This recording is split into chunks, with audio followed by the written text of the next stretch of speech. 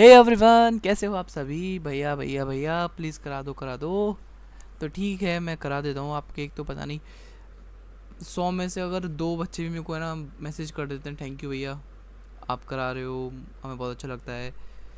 ये सब कुछ मैं सिर्फ उन दोनों के लिए ही कराता हूँ बेसिकली। मुझे और जो 98 बच्चे हैं उनसे कोई मतलब ही नहीं रहता एक्चुअली। है ना, जो रेगुलर बच्चे होते हैं क्लास में 100 जैसे 70-80 की रैंक रेंज है, तो आते सिर्फ 10-12 हैं। तो टीचर को 10-12 से मतलब रहता है, बाकी तो ऐसे ही है, बस आ रहे हैं ठीक है, नहीं आ रहे तो जाओ बाहर में। तो मेरा भी कुछ ऐसे हो गया, ना जाने क्यों। जो फीडबैक देते हैं मेरे को कमेंट करते हैं, वेल एंड गुड, नहीं करते हैं जाओ बाहर में, आई डोंट केयर।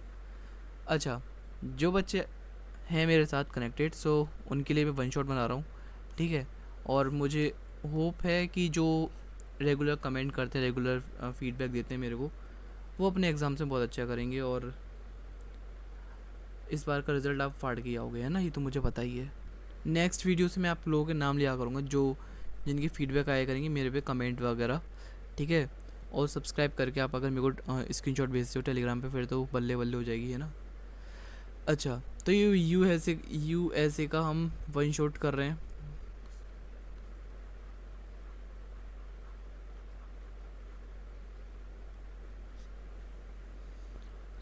मैंने इंट्रो नहीं दिया, सॉरी, वो रह गया हमारा। Hello guys, welcome back to YouTube channel of Brain Wise. आज हम करने वाले हैं one shot video of semester 2 history of USA, है ना, सेमेस्टर 2 हिस्ट्री ऑफ यूएसए। पहला क्वेश्चन है, role of different social groups in reconstruction of New South after Civil War. देखो, इसमें बेसिकली हैं तो 5-6 क्वेश्चन, लेकिन जो मैं क्वेश्चंस कराने वाला हूँ वो सिर्फ 4 क्वेश्चन होंगे। अगर आपको यहाँ से पढ़ने आप पढ़ सकते हो। कौन कौन से क्वेश्चन होंगे? गिल्डेड एज का बिग बिजनेस वाला, इसके अलावा बुकर टी वाशिंगटन, या फिर होगा हमारा डब्ल्यू डू बॉयस, ठीक है। इसके अलावा होगा civil right movement, Martin Luther. इसके अलावा होगा हमारा अमेरिकन वॉर या फिर उसके कॉजेज़ क्या क्या थे, है ना। हमारे 4-5 होंगे, इससे अलावा कुछ नहीं होंगे। तो अगर आपको पढ़ना है तो आप पढ़ सकते हो, क्योंकि लॉन्ग वीडियो हो जाएगी। वन शॉट का मतलब ये नहीं होता कि पूरा ही पढ़ा दो जितना पीडीएफ में। इसका मतलब होता है वन शॉट में जितना शॉर्ट हो सके उतना शॉर्ट बताना, जैसे कि आप लोगों का टाइम से वो। The period after American Civil War it's is 1861 से 1865, ठीक है। ये हमारा रिकन्स्ट्रक्शन कहलाता है।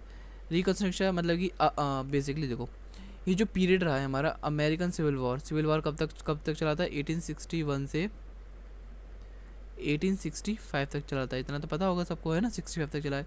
और जो रिकन्स्ट्रक्शन का जो पीरियड है वो इसके अमेरिकन सिविल वॉर के बाद में आता है। बेसिकली यही मैं कहना चाह रहा हूँ। एक सेकंड को मैं तो आपको एक यहाँ पे समझाता हूँ।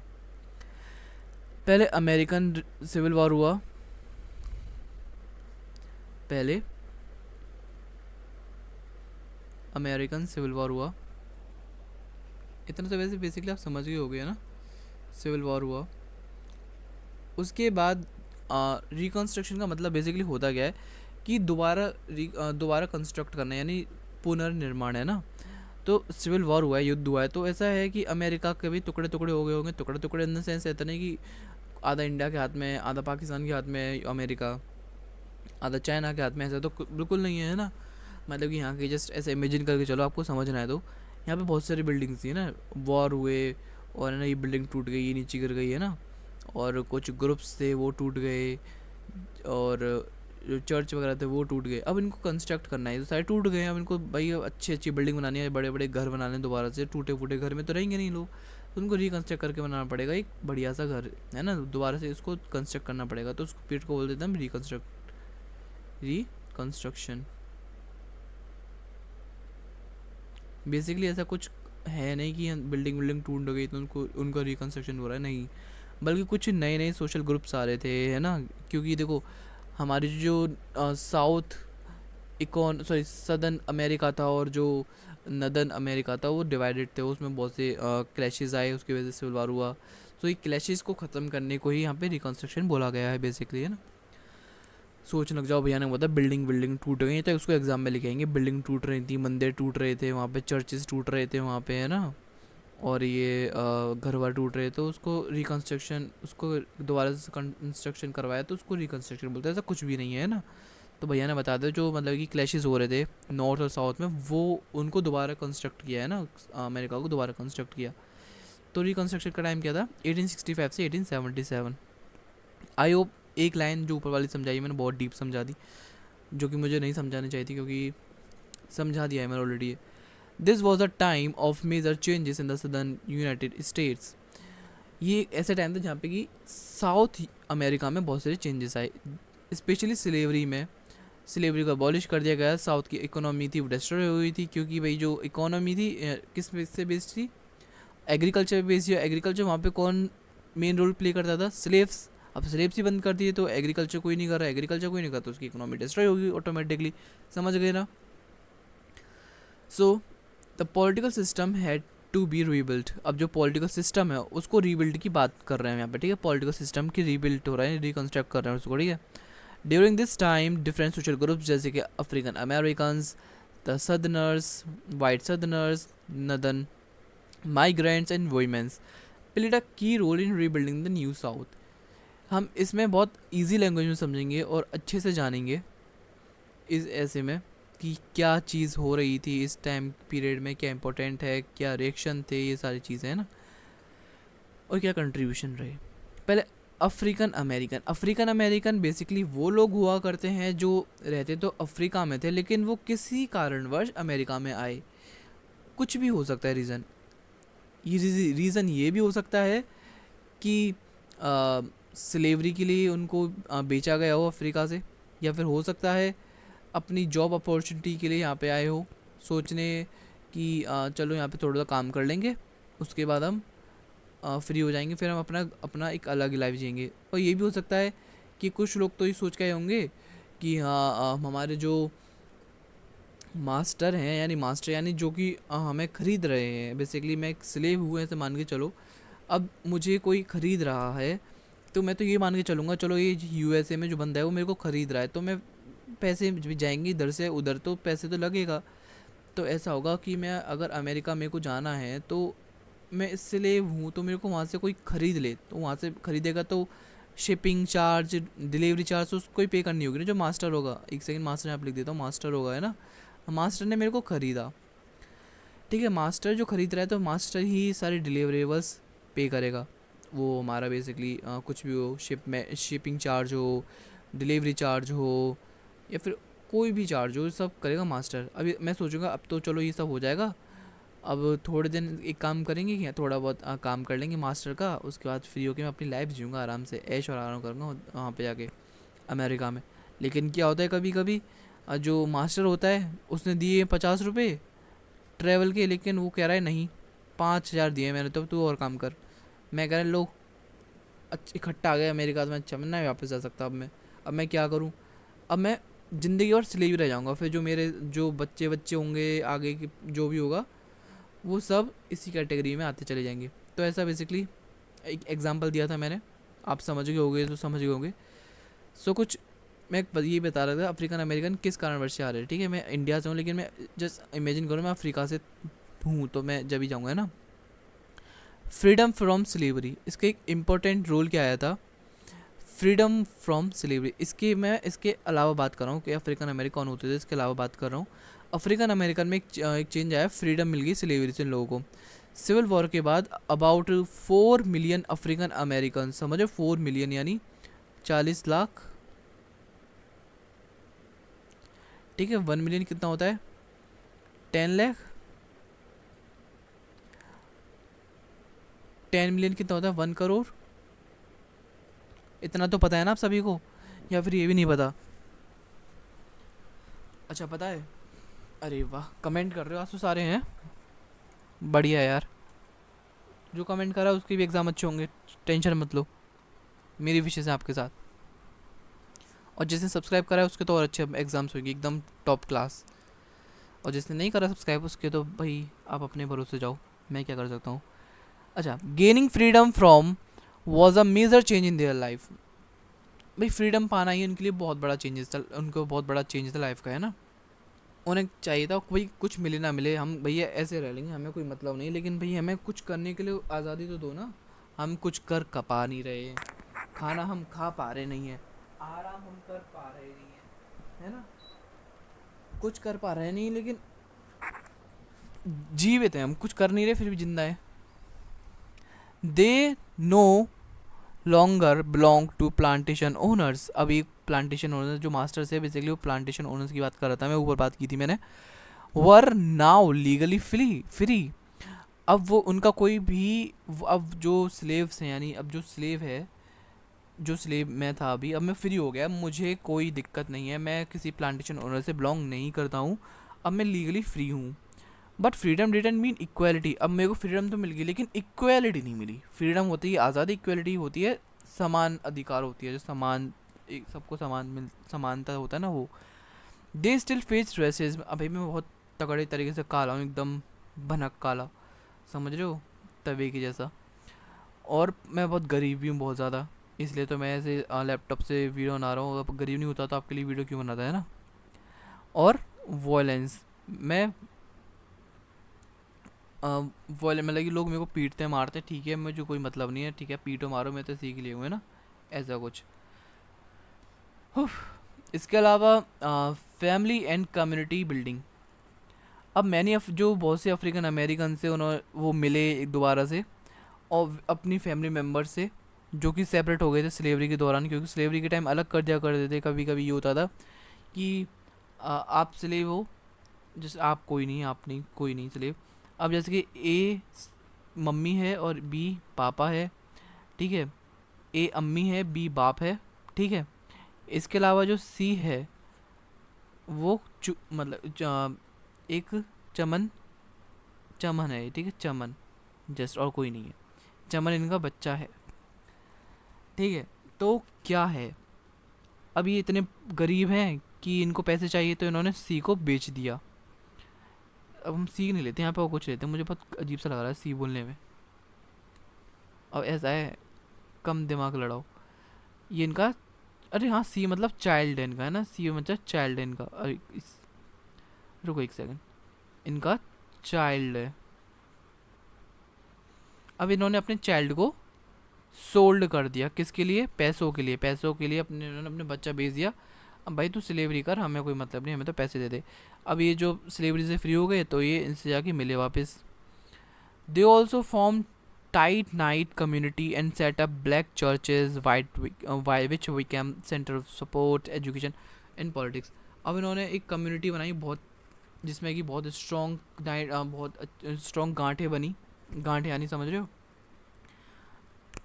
तो वहाँ पे उन्होंने एक चर्च को भी बनाया ब्लैक, जहाँ पे कि ब्लैक लोग परफॉर्म करते थे अपनी रिलीजन एक्टिविटीज़, रिलीजियस एक्टिविटीज़। और वो सेंटर बन गया एक सपोर्ट का, यहाँ पे मतलब कि सारे ब्लैक मिलकर खड़े होंगे, बातें करेंगे, मीटिंग करेंगे और सारी चीज़ें देखेंगे ना। इसके अलावा एजुकेशन, अब इसको आगे पढ़ने से पहले बता दूं, सब्सक्राइब कर लो। और ये जो पीडीएफ थोड़ी सी अनइवन है, थोड़ी कहीं कहीं गैप है और कहीं कहीं गैप नहीं है, तो कुछ जैसे यहाँ पे दिख रहा है आपको, है ना। सो एजुकेशन देखें तो one of the biggest goal of for freed people was education. मैं हर वीडियो में आपको बताता हूँ, मैंने लगभग ये 200-300 बार तो वीडियो बना दी, शायद उससे भी ज़्यादा 2-3 लाख बार तो बनाई दी होगी। फ्रीड का मतलब होता है, क्योंकि जब मैं पढ़ता था ना, जब मैंने पढ़ा था मतलब कहीं भी, तो मैं सोचा था freed, I think freed is related to greed. मैं सोचता था ऐसा तो कुछ नहीं है, लेकिन नहीं, जब मैंने थोड़ा सा इसको, भाई होता है ना एक्चुअली दिमाग में कभी ऐसे कन्फ्यूजन नहीं रखनी चाहिए।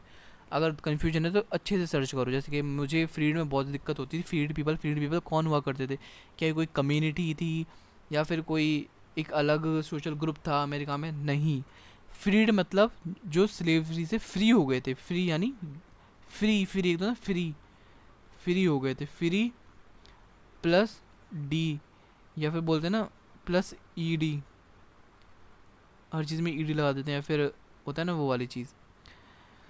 तो ये फ्रीड मैन थे, यानी आज़ाद लोग, जो कि आज़ाद हुए थे, उनके लिए एजुकेशन बहुत ज़्यादा ज़रूरी थी। कुछ अफ्रीकन अमेरिकन थे अडल्ट, साथ ही साथ चिल्ड्रन, बिगैन लर्निंग और टू रीड एंड राइट। उन्होंने स्टार्ट कर दिया पढ़ना लिखना भी, पढ़ना भी स्टार्ट कर दिया, लिखना भी स्टार्ट कर दिया। Northern Missionary Group and the Freedmen Bureaus helped build school for black students. इन सब ने ब्लैक स्टूडेंट के लिए स्कूल खोलने स्टार्ट कर दिए. Historically black colleges and universities, BHBCUS यानी historically black colleges universities, right, like Harvard university were also found during this time. Guys एक चीज़ बताओ, अगर मैं आपको थोड़ा डिटेल एक्सप्लेनेशन करता हूँ, जैसे कि मैंने ये वाला एक्सप्लेन किया था फ्रीड ऑफ ग्रीड वाला, आपको यूँ तो नहीं लगता भाई ये हमें तो पता है फिर भी आप क्यों बता रहे हो?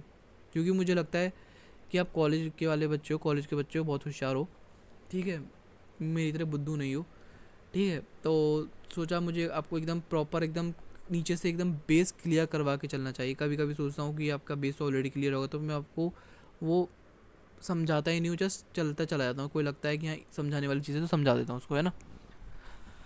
Political participation.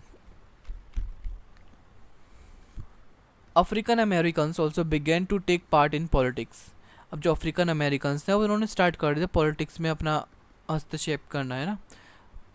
पहली बार देखा जाए तो they voted and even held public office. Some became state legislators and few were elected to Congress. This was a major change from the day of slavery, but also created tension with many white southerners who did not want black people to have power. ठीक है. अब क्या है, just आपको आज के context में बताऊं तो नहीं, आज के नहीं, पहले से अभी तक बताऊं, स्टार्टिंग से बताऊंगा, क्योंकि अभी बताऊंगा थोड़ा आप बुरा भी मान सकते हो, आई डोंट नो, मानोगे भी नहीं मानोगे, दिमाग के आप सभी, है ना. पहले क्या होता था, जिसमें इंडिया कॉन्टेक्स्ट में बताऊं, जो पहले जनरल क्लास हुआ करती थी उसके पास बहुत ज़्यादा पावर थी, है ना. थी नहीं थी, अगर हम इंडियन हिस्ट्री में देखें तो बहुत पावर थी. जबकि जो SC ST जो लोग थे उनके पास बिल्कुल पावर नहीं थी, उनको शूद्र माना करते थे. ये सिर्फ इनका काम है सर्व करना, और कुछ नहीं करेंगे, सर्व सर्व सर्व, और कुछ भी नहीं कर सकते, ठीक है. अब डॉक्टर भीमराव अम्बेडकर जी आए, इनके बाद इनको बहुत सारे राइट्स मिल गए.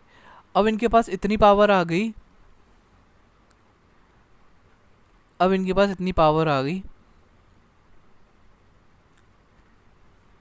कि ये अपनी पावर अब किसी का शेयर करना नहीं चाहते, इन द सेंस करना नहीं चाहते. अब इनके पास लाइक एक पावर के नाम पे जो इनका ब्रह्मास्त्र है वो क्या है, रिजर्वेशन अगर वो छोड़ दें तो, पता है मैंने एक अभी क्या कहते हैं इंजीनियरिंग का जो एग्ज़ाम होता है, क्या होता है वो, नहीं क्या होता है, एक सेकंड देखता हूँ, इट्स JEE, ठीक है. इसमें मैंने देखा था कि जो अगर इसमें पास होना है तो जो जनरल वाला होगा उसको 93% लानी पड़ेगी, जबकि SC ST वाला होगा उसको सिर्फ 43%. Can you see the difference? Can you please देख रहे हो, 93 और 43 में कोई डिफरेंस ही नहीं है, मतलब है. फिर बात करते हैं कि इक्वलिटी की. अच्छा, मुझे इंडिया के कॉन्टेक्स्ट में नहीं बताना, मैंने बताने पे आ गए, पता नहीं क्या कौन कौन रूट हो जाए मेरे से, है ना. Sharecropping and labour struggles. Many freed man. So basically मैं ये बता रहा था कि जो ऑलरेडी वाइट लोग पावर में थे वो नहीं चाहते थे कि ब्लैक लोगों को पावर मिले, बिल्कुल नहीं चाहते थे वो. हम नहीं चाहते कि किसी को पावर मिले, ऐसी सीधी सी बात बोल दी. Sharecropping and labour struggles. Many freed man did not own land. कुछ जो फ्रीड मैन थे, जो फ्री हो गए थे स्लेवरी से, उनके पास ज़मीन नहीं थी, so they became sharecropper बन गए. In this system they farm the land owned by white landlords and gave them a share of the crop.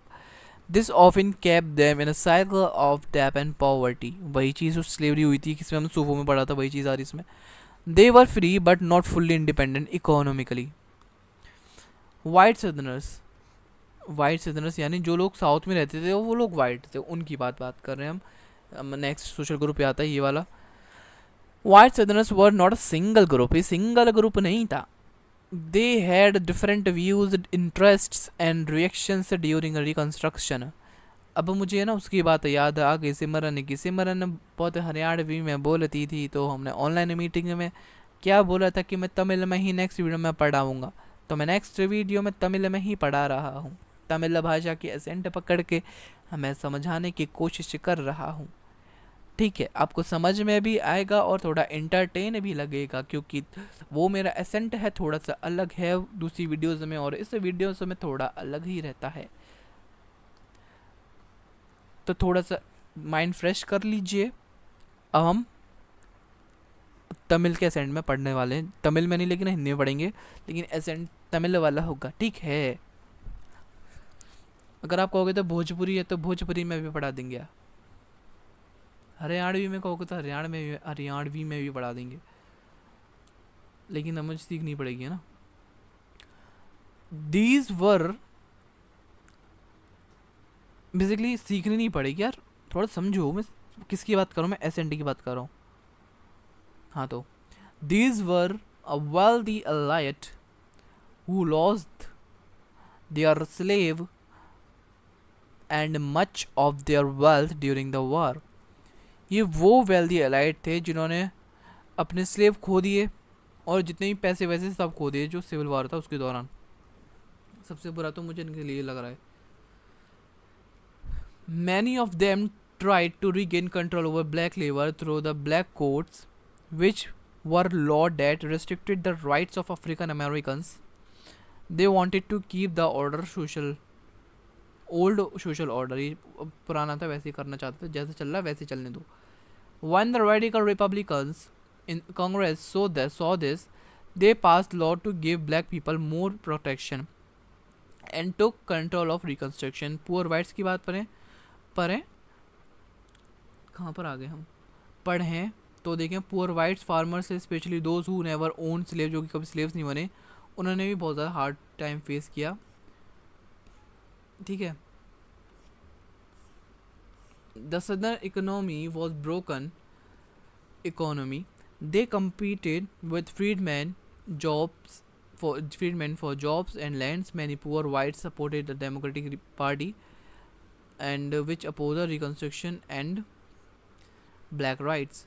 इसके अलावा वाइट रेजिस्टेंस देखे तो मैनी वाइट सदर्नर्स रेजिस्ट चेंज, जो वाइट सदर्नर्स थे वो चाहते थे कि ऐसा कुछ ना हो, जैसे कि ग्रुप क्यू यानी क्यू क्लैक्स क्लान के triple K used violence to stop black people from voting and gaining power. ये जो ग्रुप है जैसे कि ये वो नहीं चाहते थे कि भाई काले लोगों को अधिकार मिले, इनको पावर मिले, इनको वोटिंग अधिकार मिले, ये नहीं चाहते थे। They wanted to scare both black citizens and white Republicans. ये चाहते थे कि डर के रहें दोनों लोग, वाइट रिपब्लिकन भी और ब्लैक सिटीजन भी। इसके अलावा नॉर्दर्न माइग्रेंट्स में हमारे आते हैं कारपेट बैगर्स एंड स्कैलोवैक्स, जो कि इम्पोर्टेंट हैं, बहुत ही ज़्यादा इम्पोर्टेंट हैं, तो हम इसको कर लेंगे और लिख भी देंगे यहाँ पे इम्पोर्टेंट। जैसे कि आप लोग स्किप करने की सोच रहे हो तो कर दो, आपके नुकसान है, इसमें मेरा कोई भी नुकसान नहीं है। Literally no single loss of mind. Skip करना है स्किप कर दो, जो करना है वो करो, लेकिन जो मेरे रेगुलर बच्चे हैं वो नहीं करेंगे। आई नो, भरोसा आपने पता है अपने भैया के अंदर से भरोसा जगाया अपने लिए, आपके लिए ये ओ पुकी। These were people from north who came to south during reconstruction. ये वो लोग थे जो नॉर्थ से साउथ में आ रहे थे, ठीक है, रिकॉन्स्ट्रक्शन के दौरान। सम वर बिजनेसमैन, कुछ बिजनेसमैन से वो सोच रहे थे कि सदन की जो इकोनॉमी थी वो तो बर्बाद हो गई, तो हम वहाँ पे जाएंगे, हमारे पास तो पैसा अभी, हम वहाँ पे हमारे पास बहुत अपॉर्चुनिटी है, अब वहाँ से अटेंगे पैसे। Others were teachers, missionaries, and politicians who wanted to help rebuild the South and support black rights. Southerners often called them carpet beggars. जो साउथ के लोग थे उसको बोलते थे, इन लोगों को बोलते carpet beggars in a negative way में बहुत गाली की तरह यूज़ करते थे ये। अगर हम बोल देंगे तो आपको गाली, तुम भाई कुछ भी बोल दें तो आपको गाली लगेगी, लेकिन वो दूसरे के पर्सपेक्टिव में गाली नहीं होगी, वो एक टर्म हो जाएगा, है ना। जैसे कि यहाँ पे सदर्नर्स उनको बोलते थे कार्पेट बेगर्स, वो एक नेगेटिव वे में बोलते थे। सजेस्टिंग दे वर ग्रेडी आउटसाइडर्स, वो कहते थे क्योंकि ये बहुत ज़्यादा लालची आउटसाइडर थे जो कि बाहर से सिर्फ किसके लिए आ रहे थे, एडवांटेज के लिए, अपना एडवांटेज ले सकें साउथ की कंडीशन से, जो कि हो रहा था ना, साउथ में सब उजड़ गया था। However many carpet beggars helped build schools, जो स्कूल्स नहीं स्कूल्स, जबकि जो कुछ कारपेट बैगर्स थे उन्होंने मदद भी करी स्कूल्स बनवाने में, हॉस्पिटल बनवाने में, रेल रोड्स बनवाने में। सम ऑल्सो हेल्प्ड, भाई देखो सब बुरे नहीं होते, जैसे कि आपके सीनियर्स बुरे होंगे लेकिन मैं बुरा नहीं हूँ, ठीक है। आप जैसे मैंने बात करी थी बहुत लोगों से ऑनलाइन मीटिंग में, तो सब बोलते हैं काश आप हमारे कॉलेज से होते, हमारे कॉलेज से होता है, आप हमारे अपना कॉलेज बताओ भाई, अपना कॉलेज बताओ। कॉलेज बताएंगे लेकिन जब मेरी फेयरवेल हो जाने तो जब उसका बताते हैं ना। सो हाँ, बुरे लोग बुरे होते हैं सीनियर्स, लेकिन हर एक सीनियर बुरा नहीं होता है ना, एक दो अच्छे होते हैं मेरी तरह, है ना, जो कि आप अपने जूनियर्स की हेल्प करते हैं। इसके अलावा आता है स्केलवैक्स, स्केलवैक्स भी गाली की तरह यूज़ करते थे, है ना, स्केलवैक्स और वाइट सदर्नर्स जो कि रिकन्स्ट्रक्ट को सपोर्ट करते थे और रिपब्लिकन पार्टी के थे। और ये बताओ, दो पार्टीज़ थी, नॉर्थ में अलग थी, उसका नाम बताओ कमेंट में, अगर आपको पता होगा तो आपका पेपर अच्छा जाए। और साउथ में एक थी, बताओ कौन सी पार्टी थी, मेरे को कमेंट बताओ, मुझे पता है यहाँ से सिर्फ इस क्वेश्चन से ही क्वेश्चन नंबर पी है, क्वेश्चन नंबर पी डाल देना, क्वेश्चन पूरा क्वेश्चन, और क्वेश्चन पार्टी लिख सकते हो तो पार्टी, मुझे थोड़ा अच्छे समझ में आ जाएगा। ठीक है, कौन कौन सी था मेरे को कमेंट में बताओ, लेकिन चीटिंग मत करना, गूगल मत करना, आपको मैंने लास्ट सेमेस्टर में पढ़ाया था, ठीक है। Others white Southerners saw them as traitors, इनको ट्रेटर्स माना करते थे। स्केलवैक्स ओवन केम फ्रॉम पुअर और मिडिल क्लास, ये पुअर और मिडिल क्लास है, जबकि जो थे ना ऊपर वाले हमारे कारपेट वगैरह थोड़े अमीर थे, थोड़े बहुत, ज़्यादा अमीर नहीं थे। बैकग्राउंड बैकग्राउंड मतलब मिडिल क्लास बैकग्राउंड से थे। बिलीव डैट चेंज, वो चाहते थे कि चेंज ज़रूरी होता है, वो उनका मानना ये था कि चेंज नेसेसरी होता है, चेंज होना ही चाहिए। They worked alongside African Americans in reconstruction government which made them target of violence. इसके अलावा womens in reconstruction era, womens of all races played a role in reconstruction although their contribution are often ignore, मतलब कि women को भाई पहले ज़माने में ज़्यादा ही भाव नहीं दिया करते थे, अब देने लग गए, ठीक है, और उनको इग्नोर कर दिया गया, मतलब कि उनका जो भी कुछ भी काम किया करती थी, उनका ये था ये कोई काम नहीं करती, ये इनका कोई काम नहीं, क्यों काम नहीं है भाई, आपको किसने पैदा कर दिया। अच्छा, African American women, black women took important role in their community, जो समझ रहे हो, they supported their families, took care of their child, helped establish schools and churches. Many worked as domestic workers और sharecropper, समझ में आ रहा, कोई typical नहीं है, अब टिपिकल वर्ड तो मैंने इसमें यूज़ ही नहीं करे, है ना। Facing both racism and sexism, यानी उनको काले गोरे का फ़र्क पड़ना पड़ता था, मतलब कि फेस करना पड़ता था, साथ ही साथ क्या करना पड़ता था उनको, मैं बहुत ज़्यादा फ्रेंकली बोलूँ तो काले गोरे से फ़र्क पड़ता था, और जो आ रहा है उसको पेल के चला जा रहा है ना, वैसी वाली चीज़। तो उनको वो कुछ कर भी नहीं पाती थी क्योंकि वो स्लेव हुआ करती थी, और बेसिकली उनका कोई राइट्स नहीं हुआ करता था, है ना। They were not allowed to vote but they influence decision in their household and community. यार मुझे ऐसी लैंग्वेज यूज़ नहीं करनी चाहिए थी, अब इसको एडिट भी नहीं कर सकता मैं, कोई बात नहीं, आप सारे अंडरस्टैंडिंग हो। और कोई पढ़ने वाला बच्चा तो वैसे भी नहीं देख रहा होगा ये वीडियो को, क्योंकि वो पढ़ के बैठा हुआ होगा। हाँ, जो मेरे जैसे बच्चे हैं एग्ज़ाम के टाइम पढ़ने वाले, वो ज़रूर देख रहे होंगे ना, लेकिन भाई तुम बुरा मत मानना, ठीक है, जो भी देख रहा है भाई, लड़की हो लड़के हो भाई, बुरा मत मानना, क्योंकि समझाने के लिए बोला मैंने, है ना, जिससे कि आपका माइंड थोड़ा डिस्ट्रैक्ट हो जाए, और जो आपको वो कर रहे होगे ना वो ना हो, क्योंकि एक तरीका होता है इंटरेस्टिंग चीज़ बनाने में, मुझे पता है आजकल के बच्चे किस में ज़्यादा इंटरेस्ट लेते हैं। एनीवेज, वापस आ जाओ, वापस आ जाओ, वापस आ जाओ, वापस आ जाओ, आगे वापस हम वाइट वीमेन की बात करें। सो जो वाइट सदर्न वुमेन थी वो एक न्यू रियलिटी को एडजस्ट कर रही थी। मैनी लॉस हस्बैंड, क्योंकि बहुत से जो हो बहुत सी जो वुमेन थी, वाइट वुमेन, उन्होंने अपने हस्बैंड खो दिए, साथ ही साथ अपने बच्चे भी खो दिए वॉर के दौरान।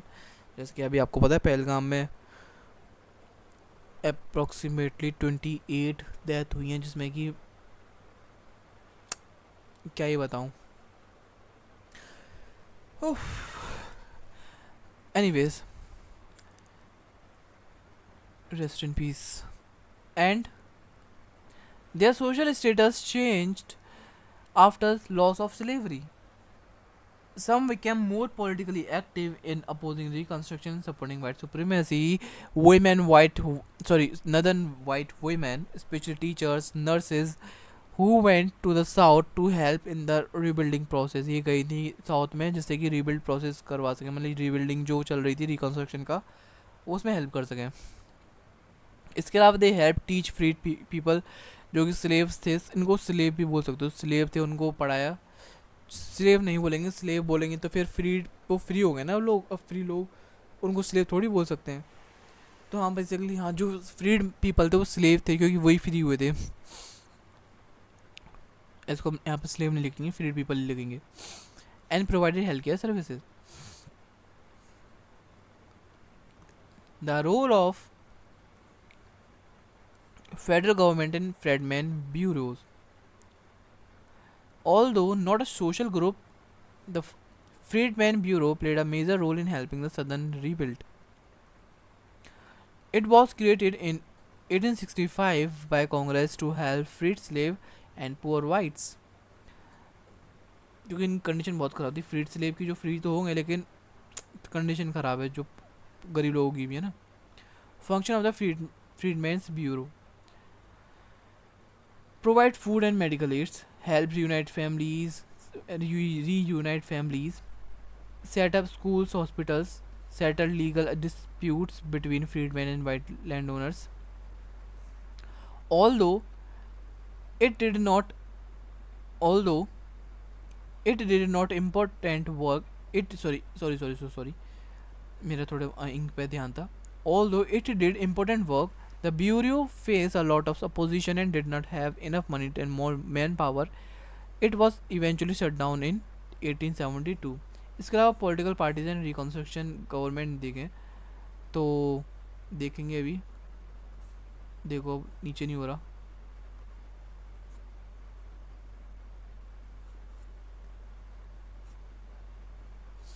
पहला था मैं Republican party.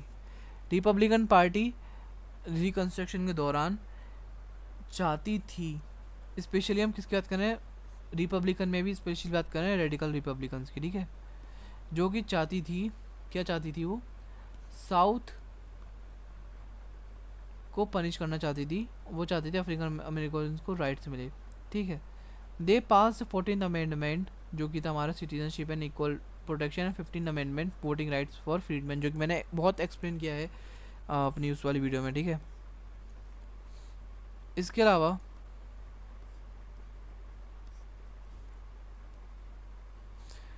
Reconstruction government in South were mostly led by Republicans. जो रिकन्स्ट्रक्शन गवर्नमेंट थी साउथ में कौन लेड कर उसको, Republicans. A coalition of freedman, carpetbaggers, स्कैलबैग्स.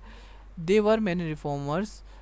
They made many reforms, such as building public schools, improving infrastructure, promoting civil rights. Democratic party थी वो south में, वो किससे बना करती थी, वाइट कंजर्वेटिव से, वो जो कि अपोज करते थे रिकन्स्ट्रक्शन को. साथ ही साथ ये चाहते थे कि वाइट की डोमिनेंस हो. लेट 1870s में इन्होंने दोबारा से रीगेन करी पावर साउथ स्टेट्स में, वॉयलेंस का यूज़ करते हुए, इंटीमिडेशन का यूज़ करते हुए, पॉलिटिकल मैनिपुलेशन करके, ठीक है. Decline of reconstruction and returning of white supremacy. The compromise of 1877. Reconstruction officially ended with the compromise 1877. It deal with Republican Rutherford B. Hayes became president, and इनका president का नाम याद रखना, इम्पोर्टेंट तो लेकिन नहीं है, लेकिन करना पड़ेगा, क्या ही कर सकते हैं, नाम है तो यहाँ पे. In return federal troops were withdraw from south without federal protection. Black voters were targeted again in racist law return. Jim Crow law जो कि इम्पोर्टेंट लॉ है, जो कि पूछा जाता है, और आपको पूछा जाता नहीं है, मतलब कि आपको लिखना पड़ता है. रिकन्स्ट्रक्शन के बाद में जो सदर्न स्टेट थे उन्होंने पास किया जिम क्रो लॉ, जो कि इन्फोर्स हुआ था रेशियल सेग्रीगेशन के लिए, और इसने डिनाई कर दिया था ब्लैक लोगों को कोई सिविल राइट देने के लिए ना. Voting rights were restricted through poll taxes, literacy test, intimidation. This mark the beginning of the new era of racism and inequality. इसका कंक्लूजन देखें तो the reconstruction of the new South was a time of hope, struggle and deep change। Different social groups जैसे कि play किया उन्होंने बहुत important role, जिसके African American, North migrants, side white Southerners, North migrant जिसमें कि हमारे कौन कौन स्केलवैक्स और कारपेट बैगर्स, वीमेंस ने भी इंपॉर्टेंट रोल प्ले किया। साथ ही साथ गवर्नमेंट एजेंसी जैसे कि फ्रीडमैन ब्यूरो, इन सब ने भी बहुत इंपॉर्टेंट रोल प्ले किया है ना। इसके अलावा एक क्वेश्चन 2 आता है, क्वेश्चन 2 नेक्स्ट वीडियो में जानेंगे। और जब तक बने रहिए ब्रेन वाइज के साथ। Make sure to subscribe this YouTube channel and like this video, do like, comment, share, subscribe. Bye. Hey everyone, कैसे हो आप सभी? आई होप आप सभी अच्छे होंगे। और मेरे को एक चीज़ बताइए आप सभी कि आपके एग्ज़ाम की प्रिपरेशन कैसे चल रही है। स्टार्ट करता हूँ, सिर्फ 1 सेकंड रुक जाओ बस। अच्छा, अभी तक हमने क्वेश्चन में 1 पढ़ लिया है क्या, सोशल स्ट्रक्चर जो भी था, सोशल स्ट्रक्चर या फिर social groups of USA during reconstruction के टाइम पीरियड का। इसके अलावा हम नेक्स्ट क्वेश्चन करते हैं जो कि आपके सामने है। अगर आप एक बार रीड करो, क्वेश्चन क्या है, evaluate the role of big businesses in late 19th century America. ठीक है, ये पढ़ते हैं। इसमें हम पढ़ेंगे, बहुत आसान है, आपने फर्स्ट वीडियो देखी होगी, उसी का कंटिन्यूएशन यहाँ पे हो रहा है। अच्छा, हम देखने वाले बिग बिजनेस का रोल। ठीक है, लेट 19th सेंचुरी अमेरिका में। ठीक है, क्लियर है इतना, क्योंकि आपको हर चीज़ क्लियर रखवानी पड़ेगी, करनी पड़ेगी। जो पीरियड है सिविल वार के बाद वाला यूनाइटेड स्टेट में, उसको बोलते हैं हम खासकर बेसिकली जो टाइम पीरियड नहीं, अभी वाला नहीं, स्पेशली हम किसकी बात कर रहे हैं, 1870 से 1900 तक की है ना। ये जो टाइम पीरियड है वो कहलाता है गिल्डेड एज का टाइम पीरियड है ना। So this era was marked by rapid industrial growth. इस टाइम बहुत स्पीड से इंडस्ट्रियल ग्रोथ हुई थी, अर्बनाइजेशन हुआ था, इमिग्रेशन हुए थे, बाहर से लोग आ रहे थे परमानेंट रहने के लिए, बड़े बड़े बिजनेसेस का राइज हो रहा था, यानी आ रहे थे, उनका दबदबा होना स्टार्ट हो रहा था, है ना। इसके अलावा इस टाइम में लार्ज कंपनीज, जैसे बहुत बड़ी बड़ी कंपनीज और वेल्दी इंडस्ट्रियलिस्ट, उन्होंने अपना बहुत इंपॉर्टेंट रोल प्ले किया अपनी जो अपना क्या कह रहा हूँ, अमेरिका की डेली लाइफ या एवरीडे लाइफ में इकोनॉमी को शेप किया, पॉलिटिक्स को, साथ ही साथ सोसाइटी को भी शेप करा। इसके अलावा ये जो ऐसे है एक्सप्लेन करेगा आपको ये बिग बिजनेस का डेवलप कैसे हुआ, उनके मेन प्लेयर्स कौन कौन थे, और उसने कैसे अफेक्ट किया इकोनॉमी और सोसाइटी को, और इसके रिस्पॉन्स क्या रहे थे पब्लिक और गवर्नमेंट के। ठीक है, जिससे कि ट्रिगर हुई थी पब्लिक और गवर्नमेंट। कुछ चीज़ इसमें है आपको जैसे कि पता है, थोड़ी सी PDF अनइवन है और उसको मैंने एडिट करने की कोशिश की थी लेकिन नहीं हो पा रही थी। तो जैसा है ट्राई करो वैसा करो, है ना। मतलब कि सब कुछ प्रॉपर है, लेकिन पढ़ के यार खुद से जाना, मतलब कि रीडिंग्स वगैरह है। अगर आप कहोगे रीडिंग्स की तो मैं आपको रीडिंग्स प्रोवाइड करवा दूंगा। एक वेबसाइट है जो कि आपको व्हाट्सएप चैनल या फिर टेलीग्राम चैनल पे मिल ही जाएगी। इंस्टाग्राम ज्वाइन कर लेना, इंस्टाग्राम चैनल फॉलो कर लेना, सॉरी ज्वाइन मत करना, टेलीग्राम करना ज्वाइन। तो अब आगे बढ़ते हैं। What is big businesses? The term big businesses, इससे मतलब कि समझ में क्या आ रहा है भाई, बहुत बेसिक सा ही मतलब ही हो रहा होगा, जिसका मतलब ये कि लार्ज पावरफुल कंपनीज जो कि कंट्रोल करें इंडस्ट्रीज़ को, जैसे कि railroad companies, oil company, steel company, banking company. ठीक है, और manufacturing in the late 19th century. These businesses grew rapidly because of new technologies, investment and expansion of the market across the country, right? इसके अलावा जब the people who own and let, sorry आपको पता explain करना भूल गया, ये जो बिजनेसेस हो रहे थे वो इसलिए ग्रो हो रहे थे स्पीड से, रैपिडली इसलिए ग्रो हो रहे थे क्योंकि यहाँ पे नई नई टेक्नोलॉजीज आ रही थी, नई नई इन्वेस्टमेंट बढ़ रहे थे, इन्वेस्टमेंट कर रहे थे लोग, और साथ ही साथ एक्सपेंशन हो रहा था मार्केट में। ठीक है, अब भाई एक चीज़ बताओ मेरे को, कोई 10 बंदे कहते हैं भैया आप प्रॉपर बताया करो, एकदम एक लाइन टू लाइन, जैसे प्ले वे क्लास के बच्चों को बताते हैं। और कुछ कहते हैं भाई इतना तो हमें समझ में भी आता है, आप बहुत ईजी लैंग्वेज में लगते हो, तो मैं किसकी समझ सुनूँ, मतलब समझ में नहीं आता। द पीपल हु ओन और लेड दीज बिजनेसेस, जैसे कि जॉन डी रॉकफेलर, जिसके बारे में हम ऑलरेडी बहुत अच्छे से कवर कर चुके हैं, Andrew Carnegie, JP Morgan, Cornelius Vanderbilt, ये बने एक्सट्रीम वेल्दी और पावरफुल। लेकिन इसमें से जो इम्पोर्टेंट है वो सिर्फ 1, 2 एंड 3, ये तीनों इम्पोर्टेंट है। ये इम्पोर्टेंट नहीं है बिल्कुल भी, लेकिन इसका हम थोड़ा बहुत देख लेंगे अगर होगा तो। दे वर समटाइम्स कॉल्ड इंडस्ट्रीज, देखो ये मैंने बताया था, ये कभी कभी कहलाए कर जाते थे कैप्टन्स ऑफ इंडस्ट्रीज, क्योंकि इन्होंने इकोनॉमी को ग्रोथ भले ही बढ़ाने में, बिल्ड करने में मदद की। और दूसरी तरफ यही कहले जाते हैं रॉबो और बैरोन, यानी ऐसे जो काला धन से खुद को अमीर बनाते हैं, यानी यार मैं कैसे बोलूँ यहाँ पे, पिछली बार तो कुछ ज़्यादा ही गलत बोल दिया था मैंने पिछली वाले क्वेश्चन में, है ना। Because of their ruthless method and exploitation of workers, क्योंकि ये इसलिए बोलते थे इनको रॉब और बैरोन, क्योंकि वो बहुत ज़्यादा एक्सप्लॉयट करते थे वर्कर्स को, उनके जो काम कराने के तरीके तो बहुत ज़्यादा बेकार थे, बेकार गंदा ठीक। वैसे why did big businesses grow so quickly? There were several key reasons why big businesses expanded so fast after Civil War. पहला था इंडस्ट्रियलाइजेशन। इंडस्ट्रियलाइजेशन सभी को पता है, इंडस्ट्रियलाइजेशन सबसे पहले कहाँ पे आया था? ब्रिटेन में आया था।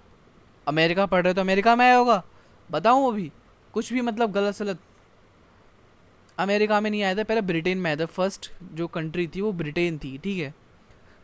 हम किसकी बात करें? लेट 90s की बात कर रहे हैं, लेट 90s की बात कर रहे हैं। बताओ, मैंने पूछा इससे आप लोगों से, आप कह रहे हो अमेरिका में। बताओ, इंडस्ट्रियलाइजेशन आया यहाँ पे, न्यू मशीन्स आई, नई नई मशीन्स, फैक्ट्रीज लगने स्टार्ट हो गई, प्रोडक्शन मेथड इसने ईजी बना दिया और चीपर बना दिया गुड्स को बनाने में, लार्ज मतलब कि बड़ी बड़ी क्वांटिटीज़ में गुड को बनाना आसान कर दिया सस्ते दामों में। इंडस्ट्री जैसे कि स्टील की, ऑयल की और रेलरोड, उन्होंने पूरे अमेरिका के जो अमेरिका में मतलब एक्सपेंड हो गए है ना। रेल रोड्स में देखा जाए तो रैपिड ग्रोथ देखी गई रेल रोड्स में, जो कि कनेक्ट करते हैं पूरी कंट्री को एक दूसरे से, ठीक है, एक जगह से दूसरी जगह को, making it easier to transport raw materials, finished products. Businesses could now sell their goods across the nations. New technologies जैसे कि इन्वेंशंस हो रहे थे भैया, टेलीफोन के, टाइपराइटर के, लाइट बल्ब के, न्यू मशीनरी इम्प्रूव्ड भी हुई इस टाइम के दौरान। Communication and production, natural resources. The US had abundant resources like coal, iron, oil, timber, जिसकी फ्यूल इंडस्ट्री की तरह ज़रूरत होती थी, फ्यूल इंडस्ट्री में ज़रूरत हुआ करती थी। Large workforces, there was huge supply of workers including immigrants, यानी बाहर से आए थे, फार्मर्स मूविंग टू सिटीज़, जो फार्मर्स अपॉर्चुनिटी के देखते हुए सिटीज़ में आ रहे थे, है ना। एंड फ्रीड स्लेव्स यानी फ्रीड मैन बोलो, यहाँ पे फ्रीड स्लेव्स मत लिखो, फ्रीड स्लेव क्या हो जाएगा इसका मतलब? आज़ाद गुलाम, ऐसा थोड़ी होगा। Who provided cheap labour for factories and businesses.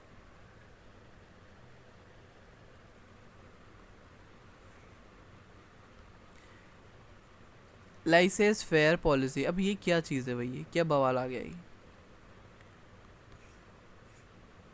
ये होता है basically government follow policy of laissez faire, जिसका मतलब होता है it didn't interfere much in the economy, कि गवर्नमेंट ज़्यादा इंटरफेयर नहीं करेगी इकोनॉमी में।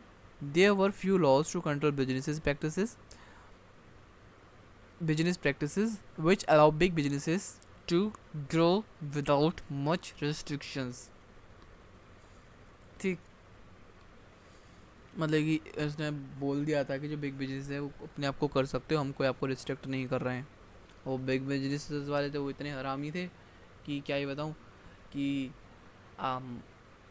गवर्नमेंट से तो उनका पीछा छूट गया, अब तो हम अपन ही मालिक है, अपन ही राजा इधर का, तो जो जो होगा अब वही होगा, जो हम चाहेंगे वही होगा। मतलब अब की इंडस्ट्रीज़ जो थी और उनके लीडर्स, पहले आता है रेल रोड्स। अगर भाई रेल रोड्स आ रहे हैं तो उसको याद कर लेना, कॉर्नेलियस वेंडरबिल्ट। ये जो रेल रोड थे असेंशियल थे इकोनॉमी के लिए, सभी को पता है अगर इंडिया में रेल रोड्स नहीं होते तो इसकी इकोनॉमी थोड़ी बहुत भी बढ़ पाती, नहीं बढ़ पाती बेसिकली। सो वैसे ही they transported people and goods across great distances and connected towns and cities. ये एक टाउन से दूसरे सिटीज़ को, एक टाउन से सिटी को ज्वाइन करती थी, कनेक्ट करती थी, डिस्टेंस को कम किया करती थी ये। और ये जो थे कॉर्नेलियस, इन्होंने powerful railroad empire build कर दिया by buying up a smaller railroads and combining them into a large. छोटे छोटे रेल रोड्स वाली जो इंडस्ट्रीज उनको कंबाइन करा, छोटे छोटे छोटे इन सबको मिलाते हुए बड़ा बन गया। यहाँ पे हम जीरो कट्टा खेल सकते हैं। सॉरी सॉरी, क्या ही बोलता हूँ। Oil, John D Rockefeller, Rockefeller ने स्टार्ट करी ऑयल कंपनी। याद रखना भाई, कैसे भी ट्रिक बनाओ, ट्रिक वैसे मैंने बताई तो हुई है आपको, वीडियोस देखी होगी तो आपने। रॉकफेलर ने स्टार्ट करी standard oil company, eventually control more than 90% of US oil industry. He used a strategy called horizontal integration. Horizontal integration यानी where he brought out his competitors. इसने जितने भी कॉम्पिटिटर्स हैं ना इसके, जैसे कि A, B, C, D, E, ये F, ये F है, ठीक है। अब ये F है, वही है जॉन डी रॉकफेलर, ठीक है। तो इनके जो आसपास जितनी भी ना, आगे जितने भी है, इनकी जो कंपटीशन है ये वाले, एक सेकंड को थोड़ा सा अच्छे से एक्सप्लेन करूँ। Not done, not done, no no no no, एक सेकंड को थोड़ा सा टाइम दो।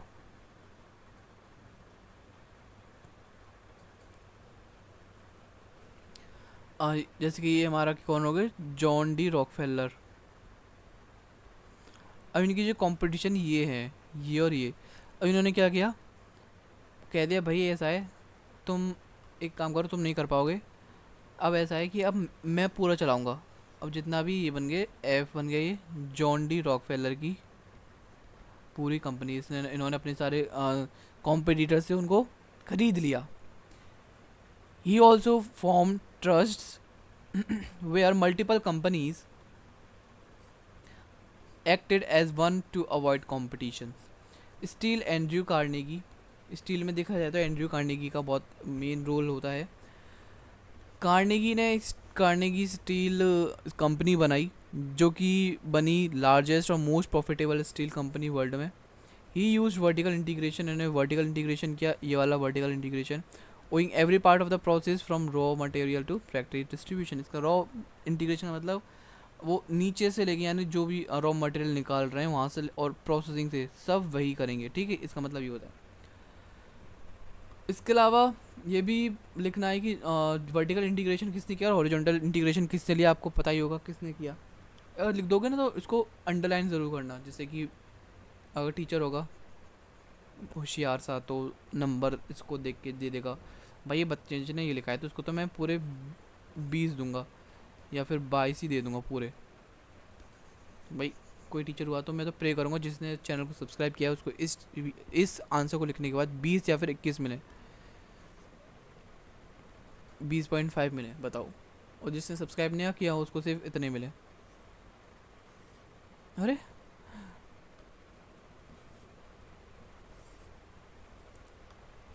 अच्छा, Morgan was a powerful banker who financed railroads, steel companies, and other big industries. He also helped stabilize in American economy during financial crisis. जो Morgan थे बहुत important role play करते हैं अमेरिका की इकोनॉमी को stabilise करने, stabilise यानी stable बनाने में, ठीक है। फाइनेंशियल क्राइसिस जब अमेरिका में थे, इन्होंने कार्नेगी स्टील लेके आए और बनाई एक US स्टील, जो कि फर्स्ट बिलियनियर डॉलर कंपनी थी वर्ल्ड में, ठीक है। कौन सी थी, कार्नेगी की स्टील कंपनी, जो कि बन गई थी US स्टील कंपनी। इसके अलावा effects of big businesses on economy, growth of national economy. Big businesses थे और उसने क्रिएट करी बहुत सी जॉब्स अपॉर्चुनिटीज़, साथ ही साथ हेल्प करी US में जिससे कि वो बन सके वर्ल्ड लीडिंग इंडस्ट्रियल पावर, जो कि अभी है ना, right. They produce steel, oil, machinery, consumer goods on a, उसको ले गया क्या मैं आपको एकदम से, ऐसे तो बोलते थे स्कूल में, steel, oil, machinery, consumer goods on massive scale, ये सब प्रोड्यूस करते थे। फॉर्मेशन ऑफ मोनोपोलीज, मोनोपोलीज यानी क्या होता है, और ट्रस्ट बताएंगे अभी क्या होता है। चलो है इसमें, मैंने big businesses try to eliminate competition by forming, मतलब कि भाई ऐसा है, ये जो एफ था ना उसने सारे कंपटीशन को खरीद लिया और इसका कंपटीशन सारे ख़त्म हो गए, ठीक है, एक और बना देने दो फिर, आप बहुत बेकार बच्चे हो, है ना, इसके कंपटीशन ख़त्म हो गए क्योंकि इसने ये सारे कंपटीशन खरीद लिए, अब कोई कंपटीशन नहीं है भाई। अब ये जो है, अब इसके पास इतनी पावर है भाई, अब मैं चाहूँ, अपना गुड है, मेरा सामान है, मैं बेचूंगा, आपको ज़रूरत पड़ेगी तो आपको ख़रीदना ही पड़ेगा।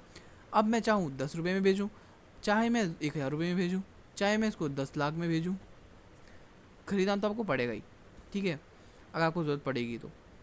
अब मोनोपोली बन रही है, अब इसकी ही दबदबा बनेगा भाई, ठीक है, where one company control the entire market, सिर्फ एक कंपनी पूरे मार्केट को कंट्रोल करेगी।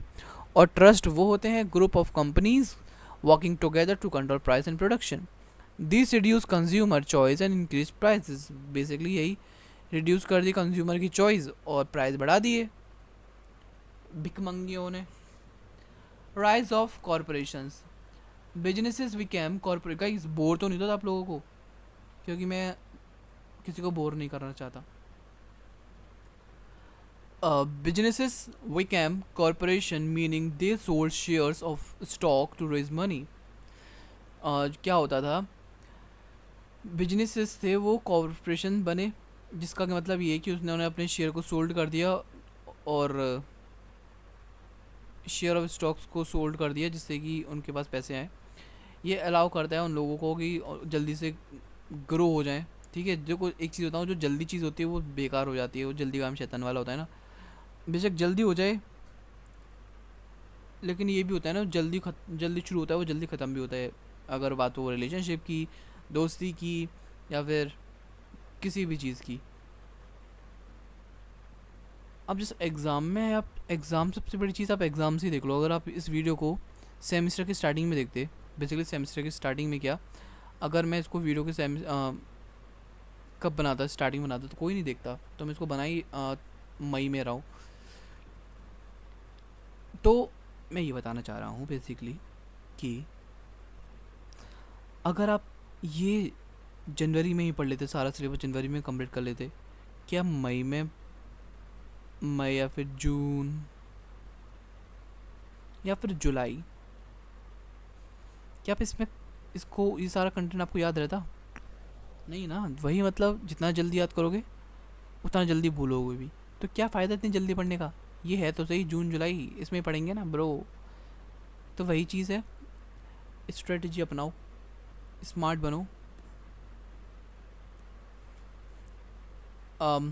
जिससे कि जल्दी जल्दी ग्रो हुई, फैक्ट्रीज बिल्ड हुई और उन्होंने पूरे ऑल ओवर कंट्री में एक्सपेंड किया खुद को।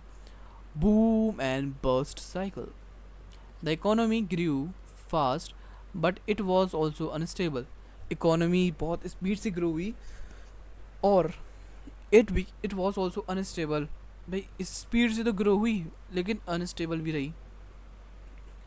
There were several financial crisis, जैसे कि हमारे पैनिक ऑफ 1873 और वो हो गया हमारा 1893 हो गया। That cost bank and businesses to fall, leading unemployment and hardship for workers. इसके अलावा इम्पैक्ट ऑन वर्कर्स देखे तो लॉन्ग आवर्स रहे, उनके लो वेजेस रहे, चाइल्ड लेबर देखा गया, यहाँ पे लेबर यूनियन देखा गया, स्ट्राइक्स और कन्फ्लिक्ट भी बहुत सी देखे गए, ठीक है। जैसे कि है मार्केट रियॉट जो कि 1896 में हुआ था, पुलमैन स्ट्राइक 1894, हाँ होम स्टील स्ट्राइक 1892, ठीक है। ये सारी स्ट्राइक्स हैं। किस किस कंपनी में हुआ था, ये शिकागो में हुआ था, स्टील कार्नेगी की स्टील कंपनी में हुआ था। और इसके अलावा सोशल इफ़ेक्ट भी देखे गए बिग बिजनेसेस पे, जैसे कि सोशल इफ़ेक्ट क्या था, जो भाई रिच थे रिच होते जा रहे थे, पुअर होते जा रहे थे, अर्बनाइजेशन बढ़ रहा था, अर्बनाइजेशन तो समझ रहे हो गए ना, इमिग्रेशन इमिग्रेशन है, million of immigrants from Europe से लोग और एशिया से लोग यूएस में आ रहे थे जॉब्स के लिए, ठीक है, वहाँ पे आके बस गए, आज भी लोग बसे हुए हैं वहाँ पे। मेरे तो बहुत सारे रिश्तेदार चले गए थे अमेरिका, काश हमारे दादाजी और परदादाजी चले जाते, हम भी वहीं पे होते कि मैं ये नहीं पढ़ा था, फिर मैं बहुत पैसे वाला था तो मैं ये नहीं बनाता, अगर ये बना, अब क्यों बना रहा हूँ, क्योंकि मेरे पैसे नहीं, मुझे पैसे चाहिए, आप लोग सब्सक्राइब नहीं कर रहे हो, अब सब्सक्राइब कर दोगे तो 1000 सब्सक्राइबर्स करवा दो भाई, आप कराओगे नहीं है। जो सब्सक्राइब नहीं करे, जो सब्सक्राइब ना करे उसके हर क्वेश्चन में 5 नंबर आए, और जो सब्सक्राइब कर दे उसके 21 नंबर आए हर क्वेश्चन में, बताओ अब सब आपके ऊपर है, it's all up to you. Thank you. Big businesses welcome करते हैं इनको, क्योंकि उनको काम कराना उनको लो वेजेस में, ठीक है। चेंजेस इन लाइफस्टाइल, बहुत सी लाइफस्टाइल में चेंजेस देखी गई, ठीक है। बिग बिजनेस और पॉलिटिक्स, अभी तक करप्शन होता था, इन्फ्लुएंस दबा बना रहता, बिग बिजनेस जो बड़े बड़े बिजनेस थे उनके, क्योंकि पैसा बोलता है ब्रोस, बहुत इजी सी भाषा में बोलती, पैसा बोलता है। अब यहाँ पे टाइम आता है पॉलिटिकल मशीन, जैसे कि New York Tammany Hall corporate lobbyist had a strong influence in both local and national politics।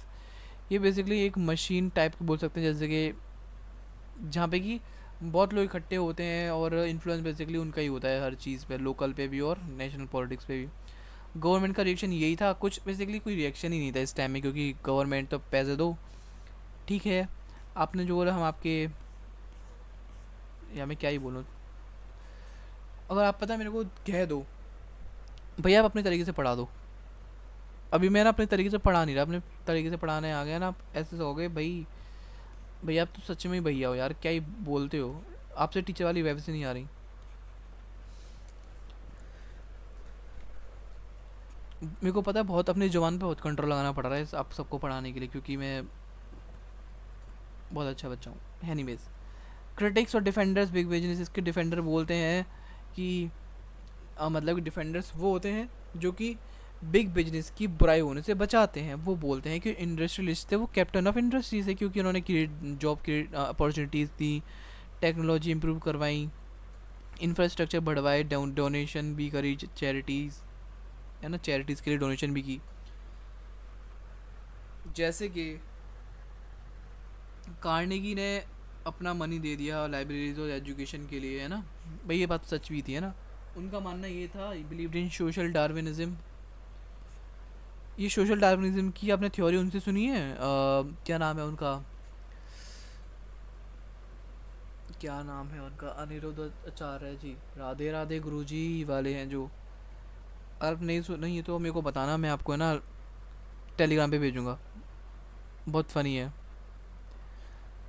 अगर आपको यहाँ पे तक देख रहे हो तो कहना भैया वो वाली वीडियो भेजो, या फिर सीनियर मेरे को वाली वीडियो भेजो, हमें देखो टेलीग्राम पे देखनी है, तो मैं भेज दूँगा टेलीग्राम पे, बहुत फ़नी है वो वाली, सोशल डार्विनिज्म वाली, है ना। इसका बेसिकली मतलब यही होता है, स्ट्रॉन्गर बिजनेस होगा वो डिज़र्व करता है सर्वाइव करना, बाकी जो वीक होगा वो हट जाएगा, जो खुद को सर्वाइव नहीं मतलब कि खुद को अडॉप्ट नहीं करेगा सराउंडिंग के मतलब कि उसमें, तो वो ख़त्म हो जाएगा। जैसे कि आप ठंड में ठंड को नहीं सह पाओगे तो आप तो मर जाओगे, गर्मी में गर्मी को नहीं सह पाओगे तो आपको मरना ही पड़ेगा, सीधी सी बात है। आप गर्मी में गर्मियों के कपड़े में आ जाते हो, ठंडों में ठंडों के कपड़ों में आ जाते हो, है ना, क्योंकि आपको वहाँ पे सर्वाइव करना है। अब क्रिटिक्स यानी जो उनकी निंदा करते हैं वो बोलते हैं ये सारे रॉबर बैरोन थे, मैं कुछ नहीं बोल रहा, क्योंकि उन्होंने एक्सप्लॉइट किया वर्कर्स को, जॉब तो दी लेकिन उन्होंने एक्सप्लॉइट भी किया, क्रस्ट कॉम्पिटिशन, सारे कॉम्पिटिशन को ही ख़त्म कर दिया, ब्राइब्ड यानी रिश्वत। ये जो ब्राइब्ड वर्ड है, मैंने आपको एक वीडियो में मैं सोच रहा था कि इसको क्या बोलते हैं क्या बोलते हैं क्या बोलते हैं, लेकिन अब इसको मैंने बहुत सर्च किया, बहुत सोचा, इसको एक्चुअली उस दिन मेरे को जुबान पे नाम याद नहीं आ रहा, उसको वैसे घूस भी बोलते हैं और रिश्वत बोलते हैं, रिश्वत, ब्राइब्ड। अपने जो नेता लोग तो उनको रिश्वत दे दिया करते थे, गेन अनफेयर पावर, इनको अनफेयर पावर मिली, बहुत सीधी सी बात है। Legacy and of big business in gilded age, positive legacy भी थी और नेगेटिव लेगेसी भी थी। पॉजिटिव देखें तो इसने यूएसए को टर्न कर दिया in the world economic leader, साथ ही साथ इसने इंफ्रास्ट्रक्चर में ग्रो करे, railroads, bridges, factories, middle class यहीं से क्रिएशन होगी, मोर गुड्स और कंफर्ट के साथ। इंस्पायर्ड हुए इनोवेशंस और इंटरप्रेन्योरशिप्स या फिर करे। इसके अलावा नेगेटिव ये था कि इनइक्वालिटी बढ़ गई, मोनोपोलीज आ गई तो मार्केट का कंपटीशन खत्म हो गया, लेबर एक्सप्लॉयटेशन हुआ और ये सब कुछ encourage corruption in government. Corruption होता है भाई, सीधी सी बात। इसका कंक्लूजन देखें तो कंक्लूजन के साथ हमारा ये ख़त्म हो जाता है, ठीक है। इसके अलावा क्वेश्चन नंबर नेक्स्ट है जो कि क्या है, discuss the ideological contribution of the Booker T Washington. देखो मैंने बुकर टी वॉशिंगटन भी कराया है और डब्ल्यू डुबोइस भी कराया है, मैंने दोनों चीज़ करा दिया है आपको। यूँ मत कहना भाई आपने वो क्यों नहीं कराया, मैंने ये भी करा दिया है और WEB डुबोइस भी करा दिया है मैंने, ठीक है। तो अब पूरी वाली वीडियो देखना, क्योंकि मैं डब्ल्यू डुबोइस यहाँ पे नहीं कराने वाला, क्योंकि एक बार करा चुका हूँ। क्योंकि कभी आंसर इस पे भी आ जाता है डुबोइस पे, कभी कभी बुकर टी वॉशिंगटन पे भी आ जाता है, कभी कभी दोनों पे ही आ जाता है। यूँ मत सोचना कि एक पे ही आएगा। सब्सक्राइब कर लो, प्यार से बोल रहा हूँ अभी मैं। आंसर देखें तो 1 सेकंड लगेगी, उसको थोड़ा सा पॉज करो, सब्सक्राइब कर लो। बिना पॉज करे भी सब्सक्राइब कर सकते हो, थोड़ी नहीं कि आप पॉज करने के लिए घंटा लेके आना पड़ेगा, बाहर से घंटे से प्रेस करोगे, है ना, ऐसा कुछ नहीं है। मैं कैरी मिनाटी तो हूँ नहीं जो मैं से बोलूँ, प्रेस हो जाना चाहिए, मुझे कुछ नहीं पता है, कुछ भी मारो उस पर। अच्छा, बुकर टी वॉशिंगटन थे वो बहुत ज़्यादा इम्पोर्टेंट अफ्रीकन अमेरिकन।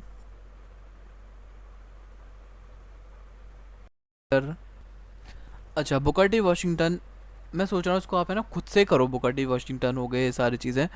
देखो मैंने एक चीज़, मुझे पता नहीं क्यों से इरिटेशन सी होती है बार बार एक एक चीज़ बताने की, एक चीज़ बार बार बताना, पता नहीं मुझे तो बहुत ज़्यादा इरिटेशन होती है, आपको पता नहीं होती नहीं होती सुनना।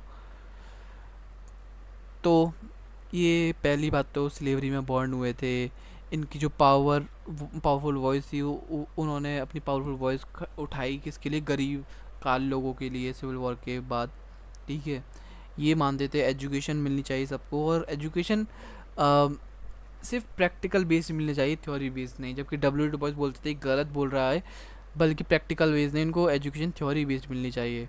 मतलब थ्योरी बेस के साथ साथ प्रैक्टिकल के साथ साथ थ्योरी भी मिलनी चाहिए। लेकिन ये जो बुकर टी वॉशिंगटन थे वो कहते थे नहीं, सिर्फ प्रैक्टिकल में काम करवाओ, इनको ट्रेनिंग दो, ट्रेनिंग सिर्फ ट्रेनिंग ट्रेनिंग ट्रेनिंग। जैसे ट्रेनिंग मिलेगी तो खुद का पैसा खुद कमा सकते हैं, जैसे कि कारपेंटर बन सकते हैं, है ना, जैसे कि क्या कह सकते हैं, मिस्त्री बन सकते हैं। मिस्त्री को क्या बोलते हैं इंग्लिश में, मेरे को जस्ट अभी याद नहीं आ रहा, जो भी बोलते हैं, कुछ भी बन सकते हैं। उनको बार्बर बन सकते हैं, नाई बन सकते हैं, है ना। और अगर इनको पढ़ाएंगे तो ये कुछ नहीं बन पाएंगे। तो इनका यही कहना था, एजुकेशन में हमारे स्कूल में यही कहते थे कि इनको सिर्फ यही से ट्रेनिंग दो, ऐसा कुछ नहीं। लेकिन डब्ल्यू डब्ल्यू बोलते थे इनको एजुकेशन भी देनी चाहिए थ्योरी वाली, जिससे कि इनको अपने एक एजुकेटेड कंट्री बन जाए। अर्ली लाइफ है ये स्लेवरी में पैदा हुए 1960 जी में, 1965 जी, 1865 जी में।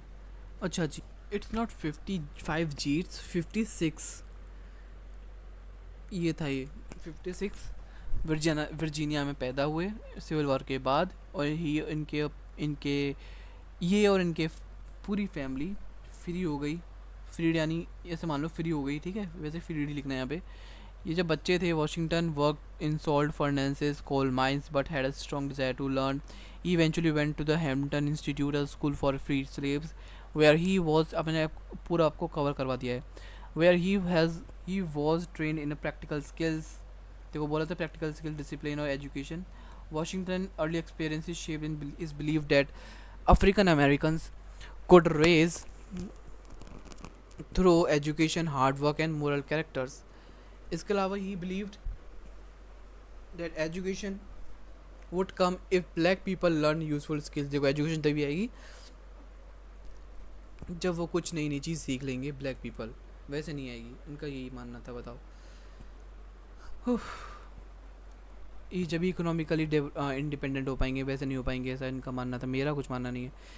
ये जो हमारे WT डुबोइस थे, सॉरी WT डुबोइस से कह रहे हैं, ये वाले जो वॉशिंगटन थे, उन्होंने एक टस्केगी इंस्टीट्यूट का धूड़ा फाउंड किया, ठीक है। इसके अलावा टस्केगी पढ़ लेना थोड़ा सा क्या था। इसके अलावा की आइडियाज़ क्या थे और उनकी बिलीव क्या थे बुकर टी वाशिंगटन। इंडस्ट्रियल को इंडस्ट्रियल एजुकेशन चाहिए थी, सेल्फ हेल्प यानी खुद से करो जो करना है, किसी पर निर्भर मत रहो। रेशियल हारमोनी यानी आप काला गोरा कम करो और ये हारमोनी लेके आओ, एक दूसरे के साथ प्यार से रहो। एक एटलांटा कॉम्प्रोमाइज़ हुई थी जो कि थोड़ी इंपॉर्टेंट है, उसको हम करा देते हैं।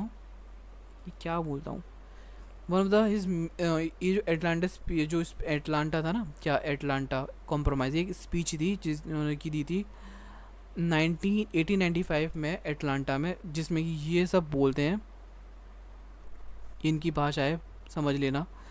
वाशिंगटन का कुछ इन्फ्लुएंस रहा अफ्रीकन अमेरिकन मूवमेंट में भी, इनके जो बहुत ज़्यादा इन्फ्लुएंशियल ब्लैक लीडर थे 1890 के और 1915 तक इनके रहे हैं ये, ठीक है, ब्लैक लीडर। ये यूएस प्रेसिडेंट जैसे कि थियोडर रूजवेल्ट और विलियम होवर्ड टाफ्ट को रेशियल मैटर पे एडवाइस भी किया करते थे, बताओ, ठीक है, इतने इन्फ्लुएंशियल थे। Fund raising and institution building, ये इनके बाद पैसे भी आने लगे पता नहीं कहाँ से, ब्लैक मनी तो नहीं किया होगा इन्होंने, बहुत काम किया है तो ब्लैक अच्छे, ये वैसे इंसान पॉजिटिव थे लेकिन मैं उनको नेगेटिव क्यों बना रहा हूँ ना जाने। Emphasize on dignity and morality, इन्होंने डिग्निटी और मोरलिटी पे ज़्यादा एम्फेसाइज किया, आप इतना करो उतना करो, ये करो वो करो। Criticism and opposition of to Washington ideas, all the Washington, देखो इसमें जो बताना चाह रहा था वो इसमें आ गया, चलो अच्छी बात है। और ये सब इसमें डब्ल्यू बॉयज़ का भी मैंने छाप दिया।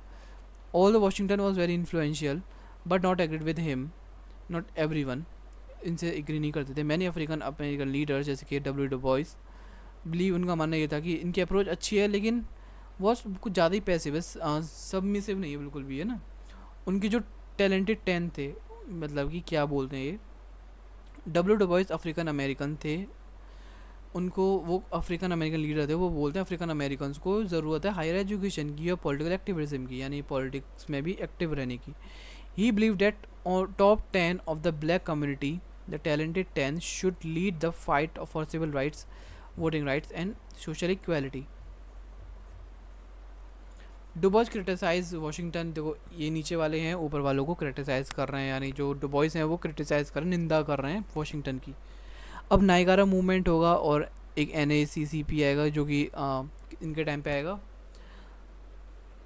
बेसिकली आता तो उनके टाइम पर है, डुबॉइस के टाइम पे, इसमें लिखा भी हुआ है, ठीक है। इसके अलावा NACP क्या है वो मैंने आपको बता रखा है, अगर आपको क्वेश्चन आता है तो क्वेश्चन लंबा करने के लिए आपको वही करना ही पड़ेगा ना। 1909 में, 1905 में। Criticism from and with in the black community, कुछ अफ्रीकन अमेरिकन्स ने ये महसूस किया कि जो वाशिंगटन के आइडियाज़ हैं इंक्रेज तो कर रहे हैं लेकिन फिर भी वाइट सुपरमेसी अभी भी ख़त्म नहीं हो रही है ना। कुछ लोग ये सोचते थे इनके मैसेज साउथ के लोगों पर ही ठीक है, बाकी जितने भी लोग हैं उन पे नहीं है, नॉर्थ लोगों पे नहीं है ज़्यादा कुछ, है ना, नॉर्थ के कार लोगों पे नहीं है एजुकेशन वगैरह के राइट्स या फिर इनकी जो बात है। वाशिंगटन के कुछ सीक्रेट सपोर्ट और सिविल राइट्स, ये सब कुछ उनका मानना ये था कि वो सीक्रेटली फंड करते थे कोर्ट केसेस में फाइट अगेंस्ट रेसिस्ट लॉ, जैसे कि रोज़ा पार्क वाला केस हुआ था जो कि मैंने आपको उस वीडियो में बहुत डिटेल वे में बताया था, लेकिन रोज़ा पार्क वाला नहीं, sorry not about, I am not talking about here Rosa Park तो मार्टिन लूथर ने किया था, बल्कि ये जो वाशिंगटन थे उन्होंने कुछ केसेस होते थे रेसिस्ट के लॉज, उसके अगेंस्ट में ये लड़ा करते थे और पैसे दिया करते थे सपोर्ट करने के लिए इनके अगेंस्ट में, जो कि गरीब लोग होते थे उनको, है ना। एजुकेशन लेगेसी इनका मानना यही था कि भाई लोगों को ट्रेनिंग मिलनी चाहिए और उसी से वो इंडिपेंडेंट हो पाएंगे और कुछ नहीं कर पाएंगे उसके अलावा, है ना। कहते थे इकोनॉमिक एम्पावरमेंट इनको देना चाहिए काले लोगों को, मॉडल ऑफ लीडरशिप, एक मॉडल बन के लीडरशिप की कि भाई सबको इक्वल पावर मिलनी चाहिए और कुछ नहीं चाहिए हमें। ऑनगोइंग डिबेट्स, कुछ डिबेट्स रही हैं वाशिंगटन के आइडियाज़ में, ठीक है, और डुबॉइस के आइडियाज़ में, जो कि आपको मैंने बताया है कि वो चाहते थे, ठीक है, लेकिन डुबॉइस ने ज़्यादा इंपॉर्टेंट रोल प्ले किया लॉन्ग इक्वालिटी की फ़ाइट के लिए, लेकिन करा वाशिंगटन ने भी है, दोनों ने किया है ना। लेकिन कुछ जो पॉलिसीज़ थी वाशिंगटन की वो ठीक नहीं थी।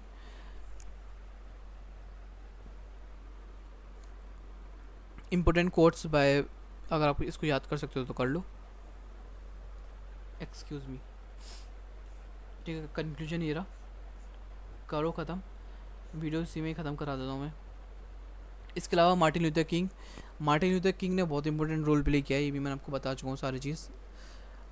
किस में रोल प्ले किया है इन्होंने इम्पोर्टेंट, ब्लैक लीडरशिप की भी एक इम्पोर्टेंट स्प्रेडर है, यानी क्या कहते हैं, मतलब उन्होंने फैलाने में बहुत मदद करी है जो black leadership. Civil rights movement का बहुत बड़ा हाथ है बेसिकली इनका। मैं ये कहना चाह रहा हूँ बहुत देर से कि जो मार्टिन लूथर किंग जूनियर हैं वो मार्टिन लूथर किंग सीनियर के बेटे हैं, ठीक है। दो आते हैं, मार्टिन लूथर किंग जूनियर, एक सीनियर, सीनियर यानी बाप और जूनियर यानी बेटा, ठीक है। सो उनका बहुत इंपॉर्टेंट रोल रहा है सिविल राइट मूवमेंट में अमेरिका के, ठीक है। ये जो थे ना मार्टिन लूथर किंग जूनियर, मैं आपको बता देता हूँ, छोटी सी समरी बता देता हूँ जिससे कि आप खुद पढ़ लेना, समझ में आ जाएगा आपको। अगर पिछला वीडियो नहीं देखी तो उससे थोड़ा बहुत आइडिया मिल जाएगा।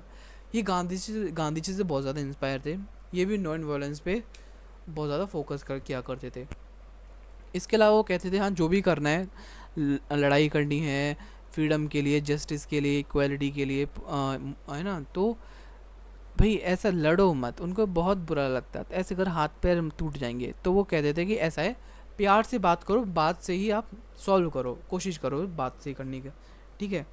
और साथ ही साथ ये जो सेग्रीगेशन होता था, रेशियल वायलेंस के अगेंस्ट रहा करते थे, और जो वोटिंग राइट्स ये चाहते थे कि वोटिंग राइट्स भी सबको मिलने चाहिए, ठीक है। और ये जो किंग यहाँ पे बेसिकली नाम दिया गया है वही है मार्टिन लूथर किंग जूनियर। देखो यहाँ पे मैंने बताया था ये influence by teachings of Jesus Christ, Mahatma Gandhi. बताओ, जीसस क्राइस्ट और महात्मा गांधी सेम लेवल पे रख दिए, वाओ। एंड हेनरी डेविड थोरियो, इन सबके जो आइडियाज़ थे, इनकी टीचिंग से बहुत ज़्यादा इन्फ्लुएंस थे, ठीक है। लेकिन मेरे को आज तक सच्ची बताऊँ, सॉरी मैं दोबारा भूल जाता हूँ, पता है। मैं मोबाइल चेक करता हूँ एक सेकंड के लिए, मैसेज आते हैं तो उसमें ही रह जाता हूँ, रील्स वगैरह स्क्रॉल करने में चला जाता हूँ। अच्छा, मैं क्या बता रहा था, मेरे को एक चीज़ समझ में नहीं आता, मेरे को समझ में आ गया, मैं एक चीज़ चेक करने गया था, है ना। तो मैं यही बता रहा था कि ये महात्मा गांधी के जो इंस्पायर थे, ये बेसिकली टाइम पीरियड है 1954 के बाद का, ठीक है। हाँ 1950s का, देखो यहाँ पे है अर्ली 1950s का ये, ठीक है। क्योंकि 1947 के आसपास हमारा तो इंडिया इंडिपेंडेंट हो गया था, गांधी जी के कुछ ऐसे पॉलिसीज़ से, जो मतलब नॉन वायलेंस वाली चीज़ से, है ना, और बहुत सी चीज़ों से। सबको मेंशन करेंगे तो हिस्ट्री ऑफ इंडिया बन जाएगी, लेकिन हमारा हिस्ट्री ऑफ, ओह शिट, हाँ सो सॉरी। सो मतलब कि मैं ये बता रहा था, इन्होंने एक थियोलॉजी सब्जेक्ट में पीएचडी की थी बॉस्टन यूनिवर्सिटी से। इसके अलावा इन्होंने सेग्रीगेशन पे भी लड़ाई करी, सेग्रीगेशन में यानी बहुत प्यार से लड़ाई करी। और एक लीडर कब बने, इनका बर्थ ऑफ लीडर कैसे हुआ, जैसे मोंटेगोमेरी बस बॉयकॉट हुआ था, जिसमें रोज़ा पार्क घर से लौट रही थी, तो घर से लौटने लौटी घर पे जा रही थी, तो उनका ऐसा रूल था कि अगर काला नहीं बैठेगा सीट पे जब तक गोरे खड़े, मतलब गोरे खड़े नहीं हो सकते उसमें, ठीक है। उनको रेस्पेक्टली सीट पे बैठना है बस की, यानी और कहीं भी, समझ रहे हो ना, मैं यह प्रॉपर तरीके से समझा नहीं पा रहा, आई डोंट नो क्या।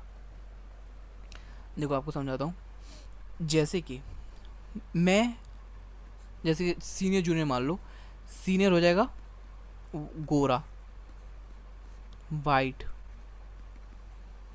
और जूनियर हो जाएगा, जैसे इमेजिन करो, ब्लैक।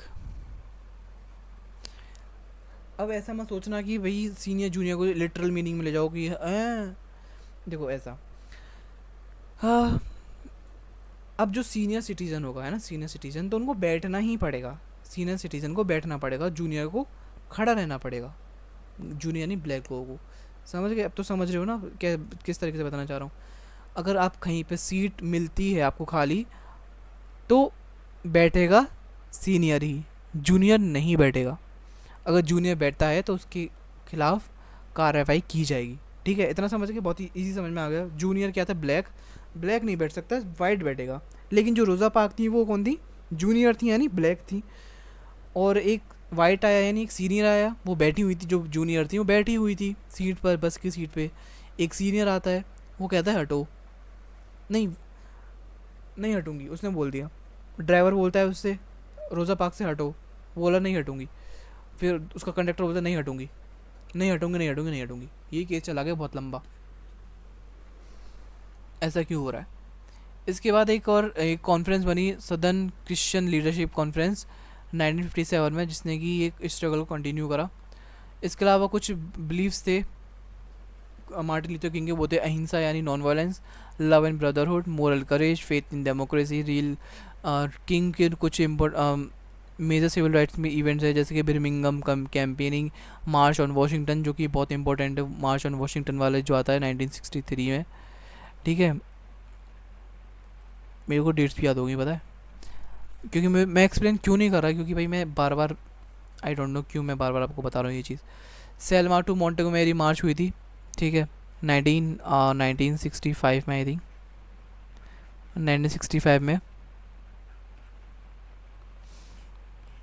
अचीवमेंट क्या थी? सिविल राइट एक्ट आया 1964, इनको 1964 में एक सिविल राइट आखिरकार मिल ही गया इतना लड़ाई करने के बाद 1954 से, ठीक है। इसके बाद वोटिंग राइट एक्ट मिला 1965 में। वोटिंग राइट अलग होता है और सिविल और क्या था, एक वोटिंग राइट अलग और सिविल राइट एक्ट अलग था, दोनों अलग थे। नोबेल पीस प्राइज़ इनको मिला था, क्योंकि क्यों मिला था? क्योंकि ये बहुत ज़्यादा शांतिपूर्वक काम किया करते थे और सारा इन्होंने सब कुछ इनइक्वालिटी से लड़े, दंगे लड़े बड़े, सारा कुछ, ठीक है।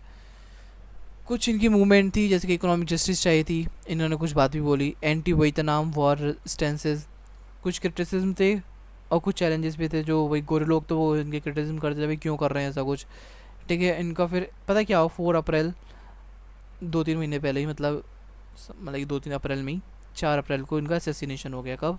1968 में, लेकिन अभी नहीं, बहुत सालों पहले।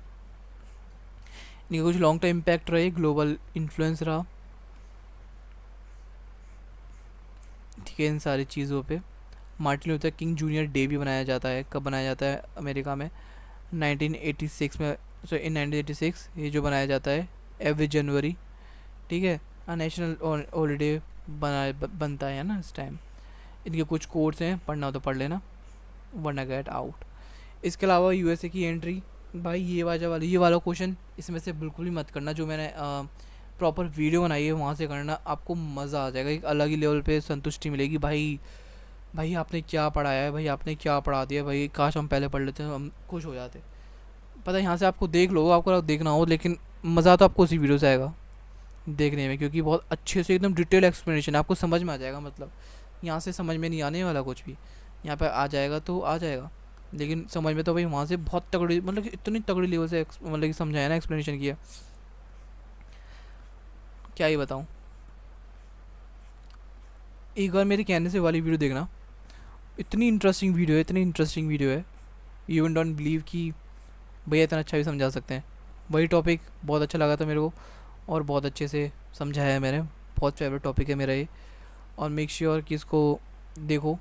इसके अलावा आपकी मर्ज़ी, आपको ही करना है, मैं तो बस आपको कह सकता हूँ, देखना ना देखना आपके ऊपर है, ठीक है।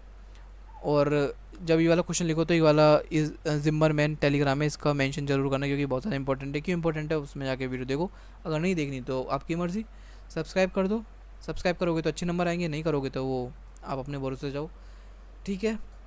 Bye bye, thank you so much. Telegram channel join कर लो, साथ ही साथ इंस्टाग्राम फॉलो कर लो, और आ जाया करो सैटरडे बात करने, ज़्यादा नक से मत